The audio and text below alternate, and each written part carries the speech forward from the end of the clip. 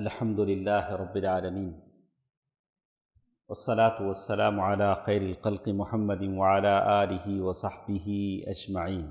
اللہ تعالیٰ کا فضل و کرم ہے کہ عقیدے کی اس درس میں ہم شریک ہیں۔ کل کے درس میں ہم نے بہت ساری باتیں شیخ مجدد اسلام محمد بن عبد الوہاب رحمہ اللہ کے تعلق سے سنا کہ انہوں نے کیسا اپنا عقیدہ لوگوں کے سامنے پیش کیا، تو اسی سے جڑی کچھ باتیں آج کی اس درس میں ہمارے ساتھ ہیں۔ شیخ اپنے عقیدے کے بارے میں ایک بہت ہی اہم بات بتاتے ہیں۔ شیخ لکھتے ہیں، میرا ماننا ہے کہ بدعت کرنے والوں سے تعلق توڑ لینا چاہیے۔ کیا بولتے ہیں؟ بدعت کرنے والوں سے، بدعتی لوگوں سے اپنا تعلق کیا کرنا چاہیے؟ ختم کر لینا چاہیے، جب تک کہ وہ توبہ نہیں کر لیتے۔ اگر توبہ کر لیتے ہیں تو پھر ہم لوگ آپس میں بھائی بھائی ہیں۔ تو شیخ لکھتے ہیں، میں ان پر ظاہر کے اعتبار سے حکم لگانے کا قائل ہوں اور ان کے باطن کا معاملہ اللہ کے حوالے کرتا ہوں۔ جو ظاہر مجھے دکھتا ہے اس کے مطابق میں فیصلہ کروں گا، باطن کس کے حوالے ہے؟ اللہ کے حوالے ہے۔ اسی طرح شیخ ایک بہت ہی اہم بات کی طرف توجہ دلاتے ہیں، غور سے سنیں۔ میرا عقیدہ ہے کہ ایمان، آپ لوگ یہی نہ کہیں گے، ہمارا بھی یہی عقیدہ ہونا چاہیے۔ ایمان کسے کہتے ہیں؟ ایمان زبان سے اقرار کرنا، اقرار باللسان، ہاتھ پیر سے عمل کرنا، نماز میں جھکنا اٹھنا، اعضاء اور جوارح سے عمل، اور تیسرا دل سے تصدیق کرنا۔ یہ تین چیزیں اہم ہیں۔ کیا کیا؟ زبان سے اقرار کرنا، اعضاء و جوارح سے عمل کرنا۔ اعضاء و جوارح مانے باڈی پارٹس، یعنی نماز میں جھکے ہیں، یہ ساری چیزیں، اور دل سے اقرار کرنا۔ اچھا، آپ لوگوں میں کوئی بتا سکتے کیا یہ جو قاعدہ ہے، اس سے ایک مشہور امام ہیں جو اس کے خلاف میں کچھ کہتے ہیں، کون ہے؟ کیا کہتے ہیں؟ تو اب وہاں یہاں بیٹھ کر وہ پڑھانے کے قابل ہو گئے فیض انشاءاللہ۔ تو کیا بولتے ہیں؟ تو امام حنیفہ رحمہ اللہ کیا بولتے ہیں کہ تین میں سے دو رہیں تو بس، عمل اعضاء و جوارح اس میں داخل نہیں ہیں، اقرار باللسان، تصدیق بالجنان، یہ دونوں کافی ہیں۔ تو لیکن شیخ محمد بن عبد الوہاب رحمہ اللہ بولتے ہیں یہ تینوں چیزیں ضروری ہیں، اور ساتھ ساتھ کیا بولتے ہیں؟ ایمان اطاعت سے بڑھتا ہے، نافرمانی سے گھٹتا ہے۔ ایمان ایک ایسی چیز نہیں ہے کہ آپ کچھ بھی کریں صحیح سالم رہے، ایسا نہیں ہے۔ طاعت گزاری سے اس میں اضافہ ہوتا ہے، اور معصیت اور نافرمانی سے اس میں کمی آ جاتی ہے۔ ایمان کی 70 سے زیادہ شاخیں ہیں۔ کتنی ہیں؟ 70 سے زیادہ۔ سب سے اعلیٰ شاخ کون سی ہے؟ فَأَعْلَاهَا كَلِمَةُ لَا إِلَٰهَ إِلَّا اللَّهُ وَأَدْنَاهَا إِمَاطَةُ الْأَذَى عَنِ الطَّرِيقِ صدقہ۔ راستے کی تکلیف دہ چیز کو ہٹانا یہ صدقہ ہے۔ تو شیخ محمد بن عبد الوہاب رحمہ اللہ اپنے عقیدے کو بیان کرتے ہوئے ساری باتیں کہتے ہیں، اور ساتھ ساتھ شیخ نے یہ بھی لکھا، یعنی یہ ساری باتیں شیخ اپنے ماننے والوں کو لکھ رہے ہیں کہ میرا کیا عقیدہ ہے۔ میرا ماننا ہے کہ شریعت محمدیہ مطہرہ کی تعلیمات کے مطابق امر بالمعروف والنہی عن المنکر کا فریضہ واجب ہے۔ کیا کہا شیخ نے؟ دعویٰ کیا ہے؟ واجب۔ تو ہم لوگ کیا کریں؟ ایوری سنڈے ضرور آ جائیں، جب بلائیں، بلاتے کہ نہیں بلاتے؟ ساروں کو کال کر کے بلاتے ہیں، آپ آ جائیں، اس لیے کہ واجب ہے۔ جیسے نماز واجب ہے، اور آج کے زمانے میں نماز، اس کا فائدہ آپ کو انفرادی حیثیت سے ملتا ہے، لیکن دعویٰ ایک اجتماعی فائدہ ہے، اور آپ اللہ کے دین کی طرف لوگوں کو بلاتے ہیں۔ ہماری یہ مسجدیں اسی وقت آباد رہیں گی جب تک کہ دعویٰ چلتا رہے گا۔ تو شیخ اس کے بارے میں لکھتے ہیں، آخر میں شیخ لکھتے ہیں کہ ہر مسلمان پر ضروری ہے کہ اس عقیدے کو لازم پکڑے۔ جو شخص اس عقیدے کا پابند نہیں ہے وہ اہل سنہ والجماعت میں سے نہیں ہیں۔ اس کے بعد آج جو چیزیں ہمارے ساتھ تھیں تو اس کو ہم لوگ پڑھتے ہیں کہ وہ کیا ریزنز تھے، کیا اسباب تھے جس کی بنا پر لوگوں نے شیخ محمد بن عبد الوہاب رحمہ اللہ کو گمراہ کہا۔ سبحان اللہ۔ اسی لیے اتنے مظلوم داعی ہیں، لوگوں نے آپ کو گمراہ کہا۔ تو اس کی ایک ایک چیز انہوں نے یہاں بیان کی کہ کیسے شیخ کے تعلق سے لوگوں نے، سب سے پہلی چیز جس کے بارے میں کہتے ہیں کہ اس وقت جو نام نہاد مسلمان تھے، نام کے مسلمان تھے، وہ لوگ بے راہ روی اور سیدھے راستے سے ہٹے ہوئے تھے، تو انہوں نے سب سے زیادہ شیخ کی مخالفت کی، اور اس لیے کہ مسلمانوں کی اکثریت شرک میں مبتلا تھی اور نئی نئی بدعتیں زندگی کے معمول میں شامل ہو چکی تھی، بڑے بچے بوڑھے سب اس کے رسیہ ہو چکے تھے، معیار حق بدل چکا تھا، حق باطل اور باطل حق بن چکا تھا۔ تو اس لیے شیخ کی کیا ہوئی؟ مخالفت ہوئی۔ شیخ جب سارے بدعتوں کے محفل میں توحید کی دعوت دیتے ہیں تو سارے دشمن بن جاتے ہیں۔ دوسری چیز، اس شیخ کی جو دعوت تھی، شیخ کا جو کام تھا، اس کے خلاف کرنے والوں کی ایک دوسری وجہ پروپیگنڈا تھا، باطل پروپیگنڈا۔ کیا بولیں گے اسے؟ فیض بھائی اتنے اچھے آدمی ہیں، کچھ بھی کر کو، کیا تو بھی کر کو، ان کے خلاف کیا تو بھی کرنا، کیا تو بھی بول رہا ہے تو کیا ہوں گا، 4 آدمی نہیں تو بھی 3 آدمی ہو، صحیح سرنگا لوگ بولتے ہیں، صحیح سرنگا بولیں گے۔ تو شیخ محمد بن عبد الوہاب رحمہ اللہ کے تعلق سے یہی پروپیگنڈا ہوا، اور اس دعوت کے ہوتے ہی لوگوں نے الزامات لگانے شروع کیے۔ کیا الزام لگایا شیخ محمد بن عبد الوہاب رحمہ اللہ کے دعوت کے تعلق سے؟ کہ 4 مسالک ہیں۔ 4 مسالک کیا کیا ہیں؟ فقہ حنفی، شافعی، مالکی، حنبلی۔ یہ جو 5واں مسلک ایک الگ نیا آیا ہے محمد بن عبد الوہاب رحمہ اللہ کے تعلق سے، یہ کیوں شروع کیا؟ تو بعض لوگوں نے کہا کہ یہ خوارج ہے۔ یہ 5واں کیا ہے؟ آج بھی، وہ زمانہ چھوڑو، آج بھی ذرا لوگ کیا کرتے معلوم؟ ان کے ساتھ ملاتے ہیں۔ تو کہا جو مسلمانوں کا خون بہانا، ان کے مال کو ہڑپنا جائز سمجھتے ہیں۔ اور بعض لوگوں نے کہا کہ یہ محمد بن عبد الوہاب رحمہ اللہ نبوت کا دعویٰ بھی کرتے ہیں۔ بولنے میں کیا ہے؟ زبان تو نرم ہے، زبان میں تو ہڈی ہے ہی نہیں، جو چاہے بولو، ان کے خلاف بولو، ان کے خلاف بولو، بولنے میں کیا ہے؟ تو شیخ محمد بن عبد الوہاب رحمہ اللہ کے تعلق سے ساری باتیں لوگوں نے کہیں۔ اس کے بعد اور ایک چیز، تیسری چیز جس کے بارے میں کہتے ہیں، اس سلفی دعوت سے دشمنی کی تیسری وجہ وہ سیاسی کشمکش اور جنگیں رہیں۔ جنگیں ہوتی تھی۔ پہلے مکے کے اوپر کون لوگ حکومت کرتے تھے؟ مکہ، مدینہ، حجاز، وہ علاقہ ترک۔ کون؟ ترکی۔ اسی لیے انہوں نے ایک ریلوے لائن بھی بچھایا تھا اس زمانے میں، حجاز ریلوے۔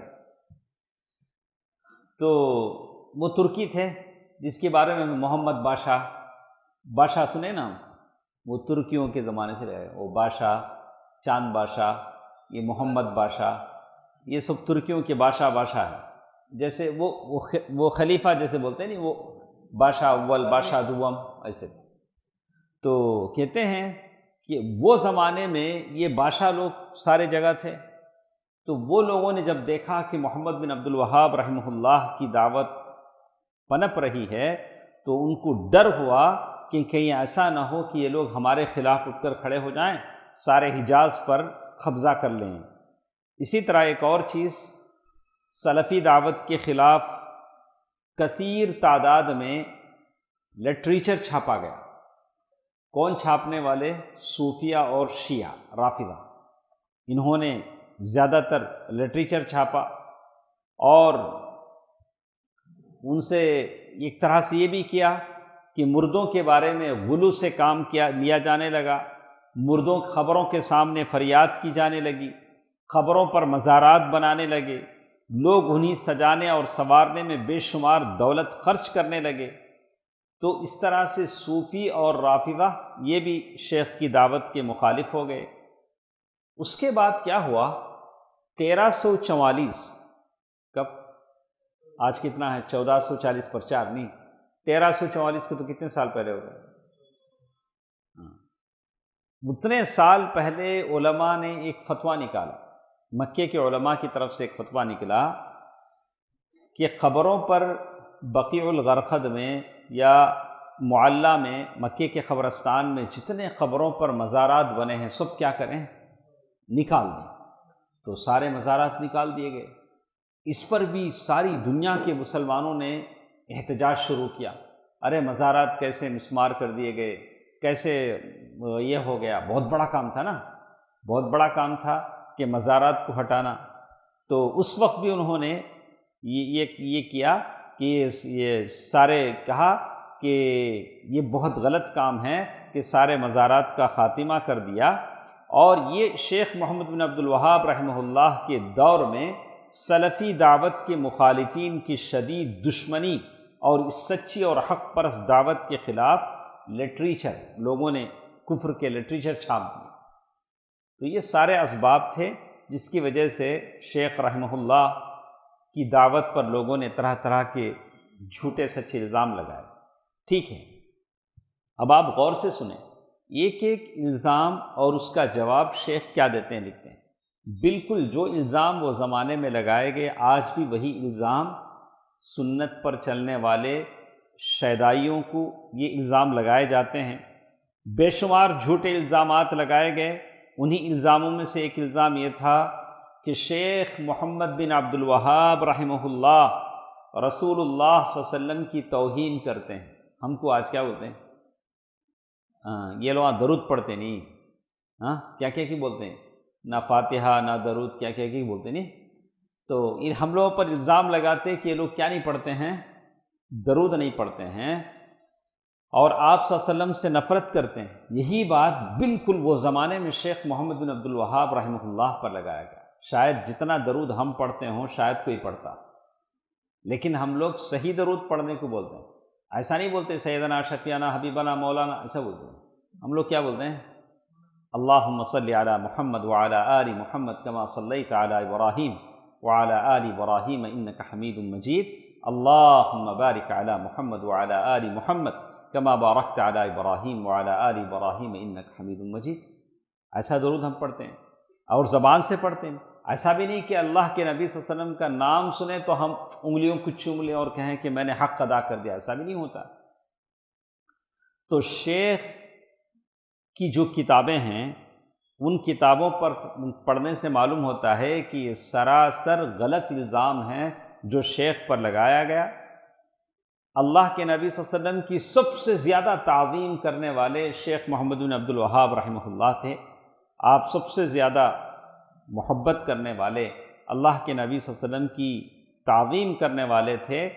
تو شیخ نے یہ جواب لکھا کسی عالم کو، عراق کے ایک عالم کو، کیسی عجیب بات ہے، کیا یہ کسی عقل مند شخص کے عقل میں آنے والی بات ہے کہ وہ اللہ کے نبی صلی اللہ علیہ وسلم کے ساتھ گستاخی کرے؟ ہرگز نہیں ہو سکتا۔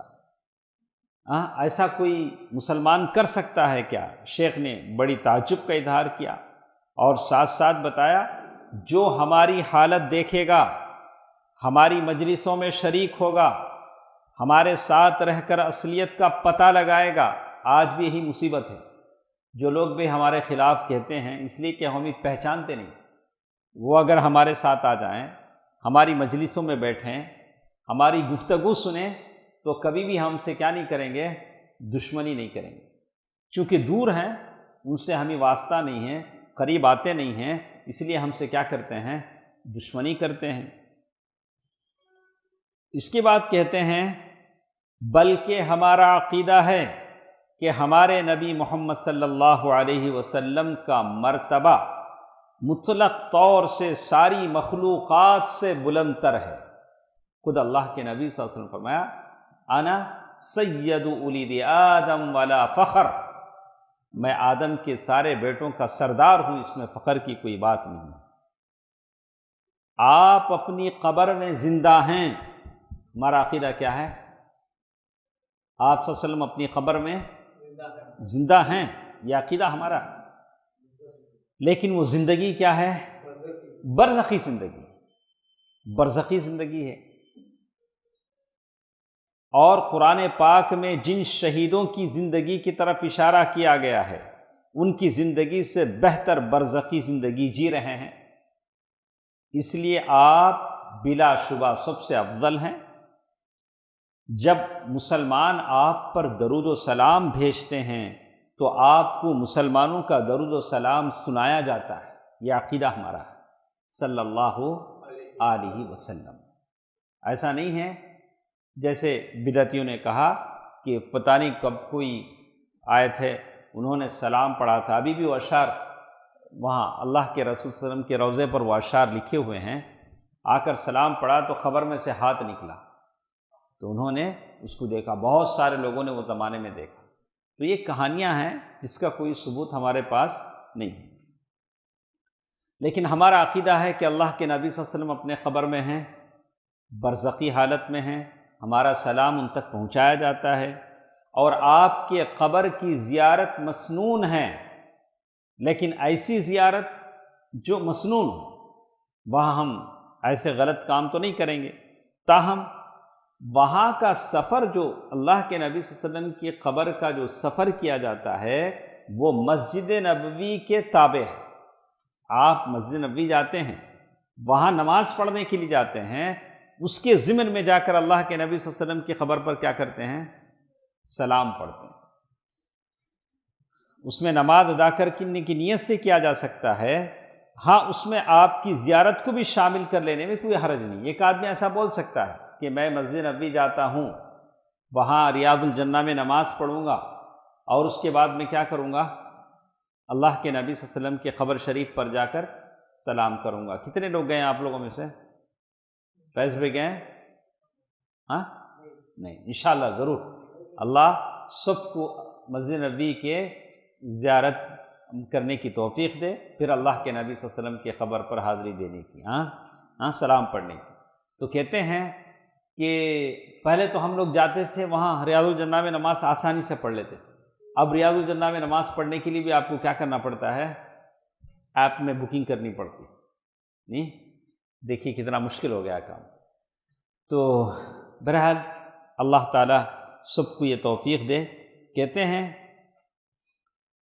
جو شخص آپ صلی اللہ علیہ وسلم پر درود بھیجنے میں وقت لگاتا ہے وہ سعادت دارین سے سرفراز ہوتا ہے، اللہ تعالیٰ اسے دنیا اور آخرت کی بھلائیاں عطا کرتے ہیں۔ اس کے بعد پہلا الزام کا جواب آ گیا۔ ہمارا الزام ایسا نہیں ہے، ہم گستاخان رسول نہیں ہیں۔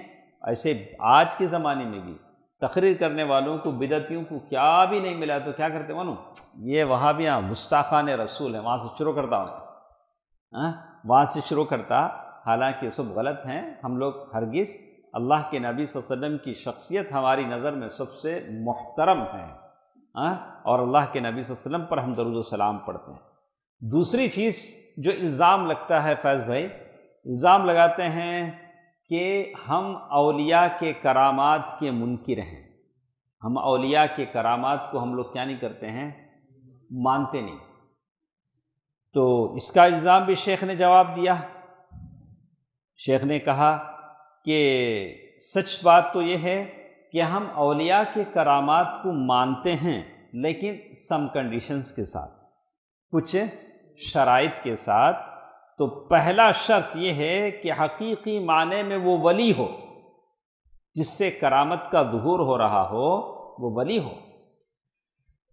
تو اسی لیے سلف نے کہا کہ جب تم کسی کو دیکھو کہ پانی پر چلتا ہے، ہوا میں اڑتا ہے، تو ولی مت مان لو جب تک کہ اس کی دینی حالت اچھی نہ ہو۔ اس لیے کہ شیطان بھی کیا کرتا ہے؟ اپنے ماننے والوں کو ہواؤں میں اڑاتا ہے، پانی پر چلاتا ہے، شیطان کے اثر سے بھی ہوتا ہے، اس لیے کہ جادو کی کتنی قسمیں ہیں؟ پڑھیں، جادو کی 2 قسمیں، ایک جادو جو انسان کے جسم پر اثر انداز ہوتا ہے، اس کی باڈی پر اثر انداز ہوتا ہے، وہ جادو جو انسان کے عقل پر سوار ہو جاتا ہے، آدمی دیوانہ ہو جاتا ہے، اس کی باڈی پر اثر انداز۔ ایک دوسرا جادو ہے سحر تخیلی، سحر تخیلی جو آپ کی آنکھوں کا جادو ہوتا ہے، نگاہوں کا جادو، حقیقت نہیں بدلتی، آپ کو آنکھوں میں دکھتا ہے کہ وہاں کچھ ہو گیا ہے، جیسے حقیقت میں وہاں رسیاں تھیں لیکن موسیٰ علیہ السلام کو کیا دکھ رہا تھا؟ سانپ دکھ رہے تھے، لاٹھیاں تھیں، فاسترہبوہم وجاؤوا بسحر عظیم، تو موسیٰ علیہ السلام بھی بشر تھے، وہ بھی دیکھ کے ڈر گئے۔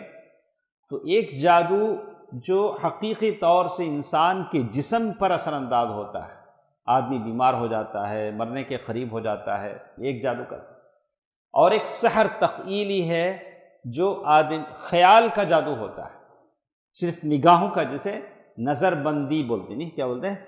نظر بندی۔ تو اس طرح سے دونوں چیزیں ہوتی ہیں۔ تو ہم لوگ یہاں کہتے ہیں کہ ہم کرامات اولیاء کو مانتے ہیں، لیکن حقیقت میں انہوں کیا ہونا؟ ولی ہونا۔ اب تمہیں کون کون کتنے ولی ہیں ہم نہ معلوم نہیں، اس میں کون ولی ہیں ہم کو نہیں معلوم۔ تو کہتے ہیں کہ ولی ہو، ولی کیا ہو؟ جو کتاب و سنت کا متبع ہو۔ آج ولی کسے بولتے ہیں؟ کپڑے نثر کا پھرنا، پساچ مر گیا تو انہیں بڑا ولی، وہ یہ کھانے والا، وہ کبھی نماز پڑھتا نہیں، کبھی نہ سنت نہیں، عورتوں کی جھرمٹ میں بیٹھ جاتا، حقہ پیتا، وہ یہ کھاتا۔ ویسے آدمی کو اگر ولی اگر بولے تو کیسے بولنا؟ ارے ولی وہ ہوتا ہے، انما ولی اللہ الذی، ولی وہ ہوتے ہیں جو اللہ کے مقرب بندے ہوتے ہیں، جو اللہ سے ڈرنے والے ہوتے ہیں، اور اللہ بھی ان کا دوست ہو جاتا ہے۔ اللہ ولی الذین آمنوا یخرجہم من الظلمات الی النور۔ تو ساتھ ساتھ بدعات اور خرافات سے بھی دور رہتا ہے، بدعاتوں میں نہیں جاتا ولی، خرافات میں نہیں جاتا۔ اور ولی کو ولی ماننے کی دوسری شرط یہ ہے کہ ولی سے کرامت کا ظہور اس وقت ہو جب ولی زندہ ہو، زندگی میں انہوں کرامتاں کرنا، مرنے کے بعد اندر سے پورا کر ڈالتے ہیں، ایسا نہیں ہوتا۔ اگر ایسا کرنے والے ہوتے تو اندر کیوں رکھتے ہیں؟ ہم کو اٹھا کر باہر لے آتے۔ تو زندگی میں اگر ان سے کوئی کرامات کا ظہور ہوتا ہے تو صحیح ہے، لیکن مردہ شخص مرنے کے بعد زندہ لوگوں کی دعاؤں کا محتاج ہوتا ہے۔ آپ کو نہیں پتا کہ قبروں میں کیا کیا لوگ ہیں، کیسے کیسے ان کی زندگیاں ہیں، اور قبر میں رہ کر وہ کسی کی حاجت روائی نہیں کر سکتا۔ فرسٹ کنڈیشن کیا بولے ہم؟ ولی اللہ سے ڈرنے والا ہونا، متبع سنت ہونا، سنت کا شیدائی ہونا، بدعتوں اور خرافات سے دور رہنا، یہ پہلی شرط۔ دوسری شرط زندہ رہنا، زندگی میں انہوں کرامات کرنا۔ تو اولیاء کے بارے میں یہی عام اہل سنت والجماعت کا عقیدہ ہے۔ شیخ نے کبھی اولیاء کی مخالفت نہیں کی، اور شیخ یہاں کہتے ہیں میں اولیاء کرام کی کرامات اور مکاشفات کا قائل ہوں، لیکن وہ کسی ایسی چیز کے مستحق نہیں ہیں جو اللہ کے لائق۔ جیسے لوگ تقریر کرتے بولتے نہیں، بولتا ہے ہمارے غوث اعظم جا رہے تھے، جاتے آتے انہوں نے کسی قبرستان سے کہا کہ اٹھ، انہوں نے کسی مردے سے کہا اٹھ، تو وہ جو مردہ تھا وہ قوال تھا، اٹھتے ہی قوالی گانا شروع کرایا۔ ایسا ہوتا کیا؟ عیسیٰ علیہ السلام تھے جو کس کو زندہ کرتے تھے؟ مردوں کو زندہ کرتے تھے۔ کس کے حکم سے؟ اللہ کے حکم سے۔ عیسیٰ علیہ السلام تھے جو مردوں کو زندہ کرتے تھے، کس کے حکم سے؟ اللہ کے حکم سے۔ تو یہ لوگوں نے کہا کہ ہمارے ولی جاتے تھے، بولتا ہے کہ میں کہتا ہوں کہ زندہ ہو جا، تو مردہ کیا ہو گیا؟ زندہ ہو گیا۔ ایسا تو نہیں ہوگا۔ یہ زندگی دینا، مردے کو زندہ کرنا، زندے کو مردہ کرنا کس کا کام ہے؟ اللہ کا کام ہے۔ اللہ کا جو کام ہے وہ کسی اور سے ہم جوڑ نہیں سکتے ہیں۔ جو خاص اللہ کا حق ہے، اسی طرح ایسی چیزیں بھی نہیں مانگی جا سکتی جو صرف اللہ کے اختیار میں۔ کوئی اللہ کے ولی سے بچے مانگتا ہے، بچے دینے والا کون ہے؟ اللہ ہے۔ اللہ کے ولی سے کوئی بارشیں مانگتا ہے، اللہ کے ولی سے کوئی 11ویں کر کے برکت مانگتا ہے، 11ویں مناؤ تو کیا ہوگا؟ برکت، بزنس دگنا تگنا ہو جائے گا۔ ہاں، تو یہ ساری چیزیں دینے کا اللہ تعالیٰ کے پاس ہے۔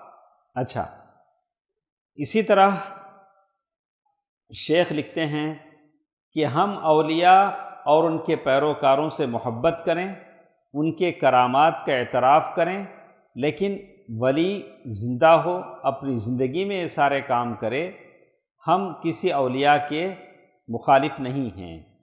اور اسی طرح آج جو اولیاء جو مانتے ہیں لوگ، کیسے لوگ اولیاء مانتے ہیں؟ مگر آج کل تو ولی ایسے لوگ بن بیٹھے ہیں جو تہبند لٹکاتے پھرتے ہیں، بوسے کے لیے ہاتھ بڑھا دیتے ہیں، سب بوسہ دیتے، عورتاں مرداں سب، پھر بھی انہوں کیا؟ ولی۔ تو اللہ کے بندوں کا ناحق مال کھاتے ہیں۔ کتنے بڑے ولی کے پاس گئے تو بھی تمہیں کیا دینا پڑتا؟ چھپا کو دینا پڑتا ہوگا۔ ہاں، چھپا کو لے لیتے، نہیں ایسا بہت پیسے مل جاتے۔ تو اور سنت مصطفیٰ صلی اللہ علیہ وسلم اور شرعی احکام سے روگردانی کرتے ہیں۔ تو اس طرح سے یہ الزام جو شیخ پر لگایا گیا وہ بھی غلط الزام ہے۔ ہم اولیاء کا احترام کرتے ہیں، کسی ولی کی ہم توہین نہیں کرتے، بشرطے کہ وہ ولی متبع سنت ہو، حق پرست ہو اور دیندار ہو، اور اس سے کرامات کا ظہور اس کی زندگی میں ہو، اور ولی کا مرتبہ ہم اللہ سے بڑا چڑھا کر ہم پیش نہیں کر سکتے۔ نمبر 3، ایک اور چیز جو شیخ محمد بن عبد الوہاب پہلا الزام کیا تھا؟ اللہ کے نبی صلی اللہ علیہ وسلم کی گستاخ ہے۔ دوسرا الزام کیا ہے؟ اولیاء کا احترام نہیں کرتے۔ اس کا جواب بھی میں دیا ہوں۔ یہی سوال آپ کو کل آپ معاشرے میں جائیں گے، سوسائٹی میں جائیں گے، لوگوں سے دین کی دعوت، آپ سے بھی یہی کام ہو، یہی لوگ اعتراض کریں گے۔ تیسرا الزام جو شیخ محمد بن عبد الوہاب رحمہ اللہ کی دعوت کو لے کر تھا، جو بہت ہی خطرناک غلط فہمی جو پھیلائی گئی، وہ یہ کہ مسلمانوں کی تکفیر۔ یہ لوگ مسلمانوں کو سب کافراں بولتے ہیں۔ ہاں، یہ وہابیاں کیا کرتے؟ سب کو کیا بولتے ہیں؟ انہوں کافر، انہوں کافر، سب کافراں بولتے ہیں، اور ان کا خون بہانے کو بھی جائز قرار دیتے ہیں۔ کافر بولے تو خون بہانا، اور ان کے ساتھ جنگ کرنے کو جائز ٹھہراتے ہیں۔ تو شیخ کو جب معلوم ہوا کہ اس طرح کا الزام لگ رہا ہے، تو شیخ نے سارے جوابات چھوڑ کر پہلے اس کا جواب دیا، اس لیے کہ سارا یہ الزام وائرل ہو گیا تھا۔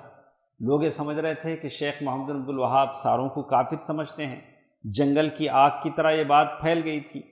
تو آپ نے لکھا کہ میں کسی کو وہم و گمان پر بھی کسی کو کافر نہیں کہتا، میں کسی مسلمان کو کافر نہیں سمجھتا۔ شیخ نے اس کا جواب دیا۔ تو شیخ کہتے ہیں کہ یہ بہت بڑا بہتان ہے، ہمارے دلوں میں جو بات ہے اس کو اللہ تعالیٰ جانتا ہے۔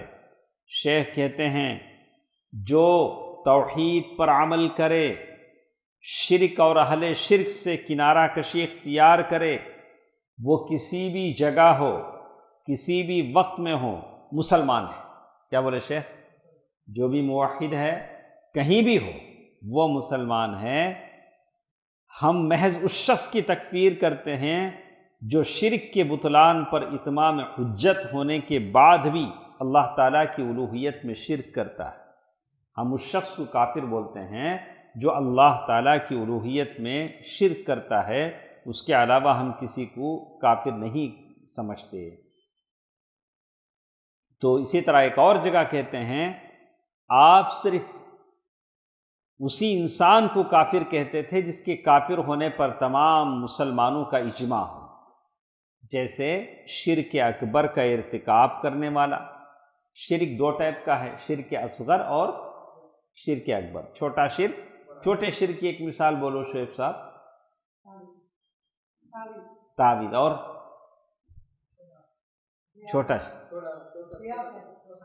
دو بھی انہوں بول رہے نا، ریاکاری اور غیر اللہ کی قسم کھانا، تو یہ سارے چھوٹے شرک ہیں۔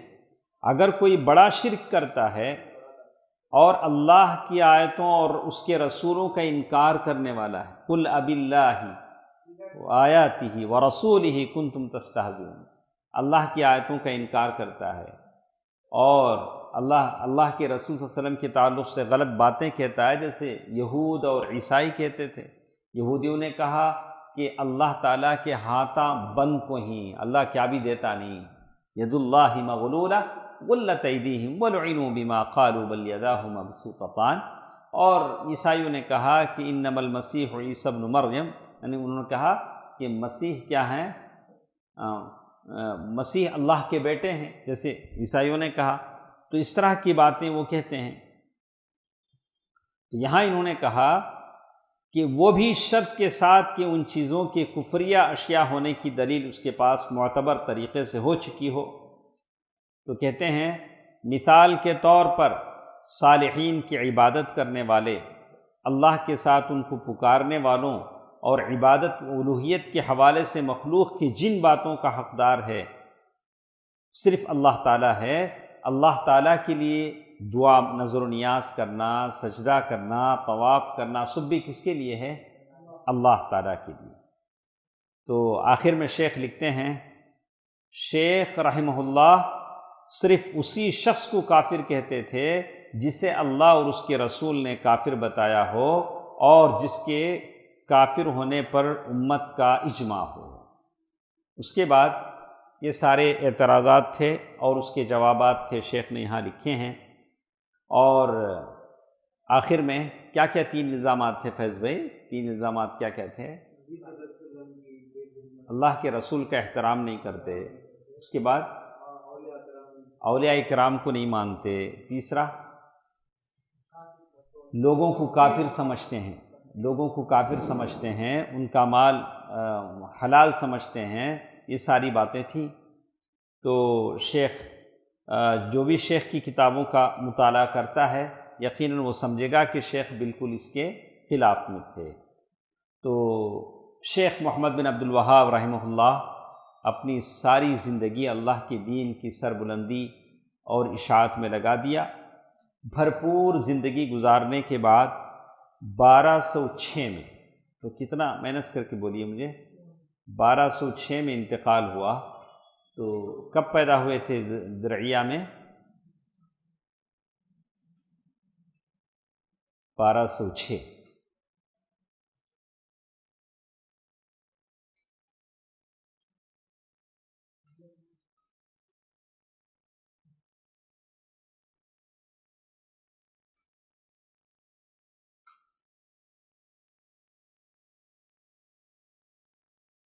ایک ہزار ایک سو پندرہ میں 1206 میں 1115 کتنی زندگی ہوئی؟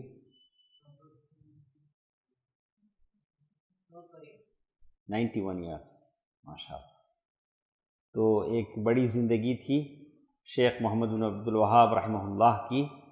یہ ساری زندگی جب سے ہوش سنبھالا علم کے لیے اسفار کیے، علم کے لیے مختلف جگہوں کا سفر کیا۔ شیخ محمد بن عبد الوہاب رحمہ اللہ کی وفات اس 90 پر 1 سال کے عرصے میں شیخ محمد بن عبد الوہاب رحمہ اللہ کی وفات ہوئی۔ اور جو کتابیں شیخ نے اپنی زندگی میں لکھی ہیں آج تک ہم ان کتابوں کو کیا کرتے ہیں؟ پڑھتے ہیں، اس سے فائدہ اٹھاتے ہیں۔ تو درعیہ ایک جگہ کا نام ہے جس میں شیخ کی وفات ہوئی۔ پیدا کہاں ہوئے تھے؟ عینہ میں۔ اور یہ ہم آپ کے حق میں اللہ تعالیٰ سے اس کی رحمت خوشنودی کے طلبگار ہیں اور دعا کرتے ہیں کہ پروردگار ہمیں بھی اور ان کو اپنی عظیم رحمت سے جنت میں اللہ تعالیٰ جمع فرمائے، ان کی ساری باتوں کو جاننے اور اس طرح کی دعوت ہمیں کرنے کہ اللہ تعالیٰ مجھے اور آپ کو کیا دے؟ توفیق عطا فرمائے۔ تو شیخ محمد بن عبد الوہاب رحمہ اللہ کی کتاب اصول الایمان ہم پڑھنے جا رہے ہیں۔ اس میں سے کچھ باتیں ہم لوگ پہلے پڑھ چکے ہیں، تو انشاءاللہ القدر، تقدیر کی جو باتیں ہیں وہاں سے ہم کل دوبارہ شروع کریں گے۔ تو یہ بہت بڑا مسئلہ ہے، کبھی ہم لوگوں کو بھی کچھ لوگ سوال کر کے کنفیوز کر دیتے ہیں تقدیر کے تعلق سے۔ تو انشاءاللہ ہم لوگ پڑھیں گے کہ شرح میں علماء نے کیا کچھ لکھا ہے اور شیخ نے متن میں کیا لکھا ہے کل سے انشاءاللہ۔ یہ تو تھی باتیں شیخ کی، مختصر زندگی کی باتیں، شیخ نے کیسے زندگی گزارا، کیا حالات تھے جس کا سامنا شیخ نے کیا ہے۔ بالکل آج کے زمانے میں بھی جو بھی توحید کا کام کرنا چاہتا ہے اس کو انہی حالات سے گزرنا پڑتا ہے۔ اللہ تعالی ہم سب کی مدد فرمائے۔ اللہ رب العالمین جو کچھ ہم پڑھتے ہیں اس پر مجھے اور آپ کو عمل کرنے کی توفیق دے، آمین۔ والسلام علیکم ورحمۃ اللہ وبرکاتہ۔